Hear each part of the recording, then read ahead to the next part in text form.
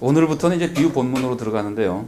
이 마가복음 4장 1절부터 34절, 여러분들이 그 강의의 그 표를 쭉 보시면 아시지만 한 비유를 예를 들면 마가복음, 마태복음, 누가복음에 다 나오는 거를 종합해 가지고 한 비유씩 해석하지 않고 우리가 지금 하는 방법은 그 복음서 안에 들어있는 비유를 해석합니다. 그렇게 하는 거는 이유를 짐작하시겠죠. 왜냐하면 복음서마다 다른 상황에서 말씀을 하고 있는 것이기 때문에 비유를 해석하려면은 그 복음서에서 해석하는 것이 더 정확한 해석이라고 생각하기 때문에 그렇습니다. 그래서 이제 오늘하고 다음 주는 마가복음에 나오는 비유를 보고, 그다음에 마태복음, 그다음에 누가복음 이렇게 보는데, 누가복음에는 이제 비유가 좀 많고요. 마가복음에는 상대적으로는 적은 편입니다. 그래서 마가복음은 2주 동안 봅니다만은 이 비유도 하나를 이렇게 잘라서 보지 않고 문맥에서 살펴보는 것이 더 중요하기 때문에 이 마가복음에 나오는 비유가 많이 모여 있는 것은 4장인데 4장 1절부터 34절을 전체를 살펴보게 됩니다. 이 마가복음 4장 1절부터 34절은요, 마가복음 연구에 있어서도 단순히 비유 연구만이 아니라 마가복음 연구에 있어서도 상당히 중요한 본문입니다. 여러분, 마가복음에 나오는 예수님의 모습으로서 중요한 모습이 어떤 거가 있나요? 마가복음에 나오는 예수님, 그러면 어떤 분인가요? 보통 전통적으로는 많이 알려져 있는 것이 이적을 행하는 분, 그리고 고난의 주. 그래서 보통 그렇게 많이 하죠. 고난의 메시아.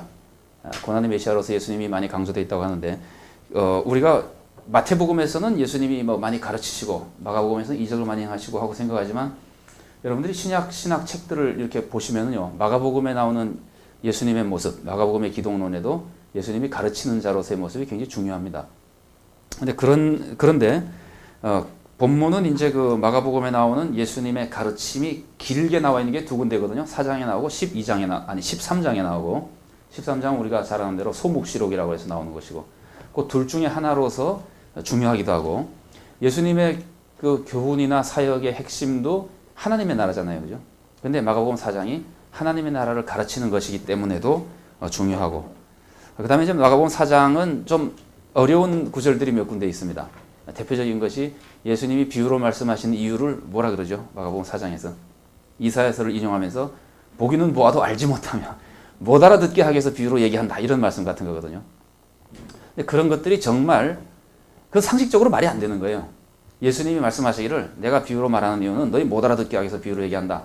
이거는 우리가 알고 있는 예수님의 기본적인, 제가 지난주에 말씀드린 대로 하자면 외부 지식을 통해서 예수님이 뭐 하는 분이냐? 예수님은 이 땅에 오셔서 하나님의 나라에 대해서 알려주고 구원의 길을 가르쳐주고 이러는 분이라고 알고 있는데, 하시는 말씀이 못 알아듣기 위해서 한다. 이거는 안 맞는 거거든요. 이렇게 안 맞는 것을 틈이라 그러는 겁니다. 지난주에 말씀드린 대로. 그 틈은 독자가 복음서를 읽어가면서 다 메워나가야 되는 겁니다. 지난번에 말씀드린 대로 고기만 읽고 끝나는 게 아니라 끝까지 다 듣고 나서야 본뜻을 이해할 수 있기 때문에, 앞으로 살펴보겠지만 이 21절에서 25절에 나온 내용이나 다른 몇 가지 예수님의 모습과 비교해 볼 때 그 틈을 메우는 것이, 이건 영원히 못 알아듣게 하기 위한 것이 아니고 뭔가 다른 목적이 있어서 하신 말씀일 것이다, 뭐 이런 식으로 이제 메워나가는 작업을 이제 하게 되는 겁니다. 그래서 이 어려운 점이 많이 있기 때문에도 마가복음 해석에서 굉장히 중요한 부분이라고 생각되기도 하고, 그래서 이 4장은 뭐 어느 성경이 중요하지 않은 데가 없겠지만 4장에 나오는 이 비유가 모여 있는 부분은 비유 연구로도 중요하죠. 마가복음 연구에서도 상당히 중요하다고 많이 인정하는 그런 부분입니다. 지난번에 말씀드렸던 대로 오늘 처음에 마가복음 4장 1절부터 34절, 달리 말하면 본문의 위치부터 살펴보면요, 마가복음의 흐름은 우리가 잘 아는 대로 예수님께서 하나님의 아들이라고 처음부터 선포하고 시작하죠. 하나님의 아들 예수 그리스도 복음의 시작이라, 이렇게 선포하면서 시작하고, 그 다음에 바로 예수님께서 세례받는 장면, 시험 받는 장면, 시험은 굉장히 간단하게 나옵니다. 마가복음에는. 그러고는 사역을 시작하시는데, 마가복음에 나오는 예수님의 사역은 1장 14, 15절에 나온 대로 아주 명확하게 얘기하죠. 때가 찼고 하나님 나라가 가까웠으니 회개하고 복을 믿으라. 이게 마가복음에서 얘기하는 예수님의 사역이거든요. 그 예수님의 사역을 일종의 그 요약하는 거라고 볼 수 있겠죠. 이렇게 예수님께서 이제 사역을 이제 시작하시고, 예수님께서는 제자들을 부르시고, 요때 제자들을 부르신 거는 12제자 선택한 것과는 다릅니다.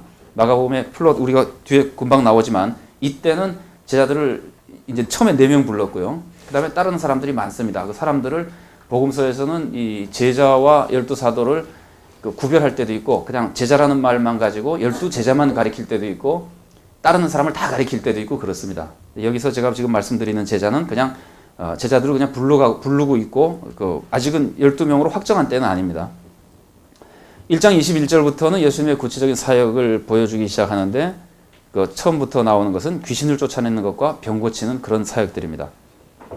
그리고 1장이 끝난 다음에 마가복음에서 2장 1절부터 3장 6절은 상당히 유명한 그 부분입니다. 이건 뭘로 유명하냐면은 예수님과 유대 종교 지도자들과의 논쟁으로 유명합니다. 5개의 논쟁이 있다고 보통 그러죠.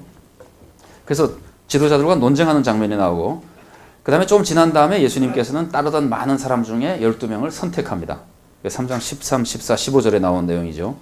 선택하고 그 다음에는 예수님의 사역 때문에 그 유대 종교 지도자들과 예수님께서 바알세불 논쟁이라고 하는 그 논쟁을 벌이는 장면이 나오고 그 바로 다음에는 예수님의 진짜 가족이 누구냐. 잘 아시는 내용들이죠. 근데 왜 제가 이렇게 얘기를 이렇게 구체적으로 말씀을 드렸냐면요.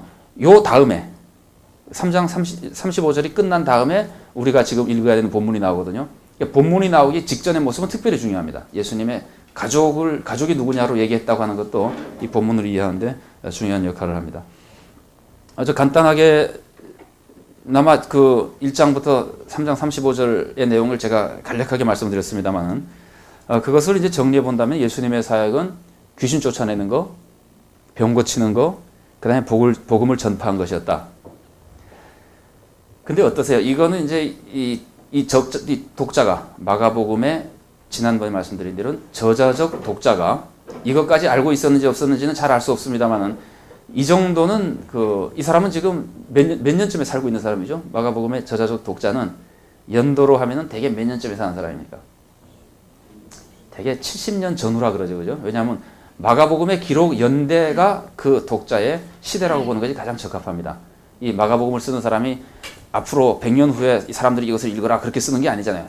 그 사람들에게 전하기 위해 쓰는 거기 때문에 마가복음은 대개 예루살렘 멸망 직전이나 직후라고 보통 학자들이 얘기를 하니까 여기서 제가 참고로 한번 말씀드리면요. 시기를 정할 때요. 저자적 독자의 시기를 정할 때 정확하게 정하려고 그러지 않습니다. 그러니까 예를 들면 어떤 학자들은 60년대 말이다 그렇게 주장하는 학자들도 있고 어떤 학자는 70년대 초다 이렇게 주장하는데 이게 제가 이해하기로는 팽팽하거든요. 그러면 우리가 역사 비평을 하려면은 그 중에 하나를 결정을 해야 돼요. 예루살렘 멸망 전이냐 멸망 후냐 하는 것을 결정해가지고 그 상황에다 맞춰가지고 이제 해석을 해야 되거든요. 근데 이렇게 팽팽할 경우는 정할 때부터 틀릴 확률이 50%죠. 굉장히 위험한 거예요, 사실은요. 그래서 제가 소개하는 이 방법은 중요한 게 뭐냐면 지식이거든요. 틈을 메우는 게 중요한데 틈은 전부 다 지식으로 메우는 거거든요. 그래서 그 저자적 독자가 가지고 있는 지식을 공감할 수 있는 정도로 찾는 데까지만 합니다. 그러니까 이 방법에 대해서 이제 다른 신약을 공부하는 분들이 반대하는 분도 있고 찬성하는 분도 있고 학교에서 토론한 적도 있고 합니다만은 어쨌든 제 방법은 약간 뭐라 그럴까요? 조금 넓게 잡습니다, 폭을. 그렇게 넓게 잡는 이유는 그러면은 틀릴 가능성이 줄어들기 때문에 그렇습니다. 예를 들면 100% 틀리는 이론은 뭐냐면요. 마가복음을 쓴 것은 AD 68년 10월 25일이다. 그건 잘은 몰라도 100% 틀릴 겁니다. 그렇게 정확하게 말할 수 있는 건 틀리거든요. 그러나 마가복음을 쓴 것은 아마 AD 60년에서 80년 사이쯤일 것이다. 그러면 거의 맞을 거예요. 이런 식으로 하는데 우리가 중요한 것은 지식이기 때문에 그 시대에 사는 사람들이 10년, 20년 상관에 그 사람들의 지식이 많이 바뀌지 않습니다. 그 다음에 이제 문화 양식도 많이 바뀌지 않고 조금 중요한 게 있다면은 마가 공동체의 지식은 바뀌어요. 예루살렘 멸망 전이냐 후냐에 좀 다릅니다. 그래서 그거는 잘 모르는 상태로 적어도 예루살렘 멸망 임박에 대해서는 알고 있었을 것이라고 생각합니다. 최소한 직전이라고 생각하지 예루살렘의 위기가 닥치기 수십 년 전이라고 생각하지는 않거든요. 대개 65년 이후라고 보니까 빨리 잡는 사람들도. 그래서 예루살렘 멸망에 대해서는 감을 잡고 있는 사람, 지금 눈으로 보고 있거나 아니면 멸망을 본 사람, 그래서 멸망에 대해서 굉장히 많이 아는 사람이라고 생각합니다. 요거는 이제 다음 주에 우리가 종말에 관한 13장의 비유를 해석할 때 그런 지식들이 조금 필요합니다. 오늘은 거기까지는 생각할 필요가 없습니다만은. 그래서 어쨌든 저자적 독자가 이제 그런 상황에서 마가복음을 이제 읽을 것이다 그러는데 이때 제가 아까 다시 여쭤보려다 말았던 것이 예수님께서 귀신 쫓아내고 병 고치고 복음을 전했는데 이 사람들이 예수님의 사역이 끝난 후 죄송합니다. 지상사역이 끝난 후 성령의 감동 속에서 신앙생활을 쭉 하면서 많은 것을 깨달았잖아요. 부활하신 후에 많은 것을 깨달았거든요. 이렇게 깨달은 사람이 이것을 알았겠는가 하는 질문을 한번 해보는 거예요. 우리가 이제 지금 신학하는 사람들은 다 아니까 그 사람들도 알았겠느냐. 어떠세요? 목사님들은 병 고치는 거하고 귀신 쫓아내는 걸 한 부류로 놓읍시다. 기적으로 막 행하는 거니까. 이 기적 행하는 거하고 하나님 나라를 전파하는 거하고 어떤 관계가 있습니까? 아무런 관계도 없습니까? 관계가 있습니까? 어떤 관계가 있죠? 그걸 이제 말로 설명하려면 좀 어렵죠, 그죠? 길게 설명하셔야 되니까. 이 자리에서 그거 일어나서 설명하실 분은 안 계시죠. 왜냐하면은 다 알 텐데 내가 일어나서 왜 그런 짓을 해. 그런데 저 같으면 쉽게 이렇게 표현할 방법이 있다고 생각합니다. 기적과 병을 고치는 것은 하나님 나라가 왔다는 것을 보여주는 겁니다. 예수님의 메시지가 핵심이 그거죠. 때가 찼고 하나님 나라가 가까이 왔다. 그러니까 복음을 믿어라. 회개하고 복음을 믿으라는데 하나님 나라가 가까이 왔다. 그러면 사람들이 좀 삐딱한 사람이 뭐라 그러겠어요? 하나님 나라가 왔는지 우리가 어떻게 아느냐? 그러면 예수님께서 보면 모르느냐? 귀신 쫓아내는 걸 보면 모르느냐? 이 귀신을 쫓아낸다고 하는 것은 사탄의 세력 속에 있는 사람들에게 하나님의 세력을 가지고 사탄의 세력을 쫓아내는 거거든요. 그게 하나님 나라가 오는 거예요. 우리가 아는 대로 하나님의 나라는 하나님의 통치라 그러잖아요. 하나님의 세력, 하나님의 통치력이 사탄이 통치하던 것을 막 밀어내는 거거든요. 그래서 예수님께서는 병을 고치고 귀신을 쫓아내는 것이 하나님 나라를 직접 시행하시고 또 보여주시고 그래서 사람들로 하여금 이제 복음을 받도록 이제 하는 그런 것으로 볼 수 있습니다. 예수님의 사역을 우리가 보통 그렇게 보죠. 그런 것 정도도 아마 이 사람들이 짐작했을 것이다. 특히 사도행전을 보세요. 사도행전 봐도 제자들이 복음을 전할 때 자꾸 뭐 고쳐주면서 복음 전하죠. 그죠? 처음에. 고쳐주는 것이 다 하나님 나라를 보여주는 거예요. 그럼 지나가는 말로요. 요즘에는 어떻게 하면 하나님 나라를 보여줄 수 있습니까? 요즘에도 기적 행하는 것이 참 좋은 방법입니다. 기적을 행하는 것은 언제라도 좋은 겁니다. 근데 이제 기적 행하는 것에 매달리는 것이나 그것을 절대화하는 것이 문제지 기적을 행하는 것은 하나님 나라를 보여주고 사람을 돕는 거기 때문에 참 좋습니다. 그런 방법이 있고 근데 기적은 하나님이 필요 없으면 안 해주잖아요. 그래서 기적 아니고도 하나님 나라를 보여줘야 되는데 어떻게 하면 보여줄 수 있을까요? 사탄적 세력을 물리치는 모습을 보여주면 하나님 나라를 보여줄 수 있는 겁니다. 사탄이 예를 들면 분쟁을 일으킨다. 그럴 때 분쟁을 일으키지 않고 용서하고 화목하고 사랑하면은 하나님 나라가 거기서 이제 나타나게 되는 겁니다. 그래서 싸우는 교회가 부흥되는 경우는 없죠. 화목한 교회는 부흥이 됩니다. 그게 왜냐하면 하나님 나라를 보여주기 때문에 그렇습니다. 이제 그런 유형의 그 원리를 예수님의 사역에서 우리가 발견할 수 있고요. 그러면서 이제 예수님께서는 그런 사역을 통해서 하나님 나라를 계속 보여주고 전하고 쭉 하시는데 사장이 바로 하나님 나라를 가르쳐주는 부분이라는 거예요. 하나님 나라는 바로 이런 것이다. 그래서 이제 사장에서 독자가 굉장히 많은 것을 배우게 되고 그 이후에는 계속해서 다시 또 기적이나 이런 사역을 통해서 예수님의 본격적인 사역이 본래적인 사역이 계속됩니다.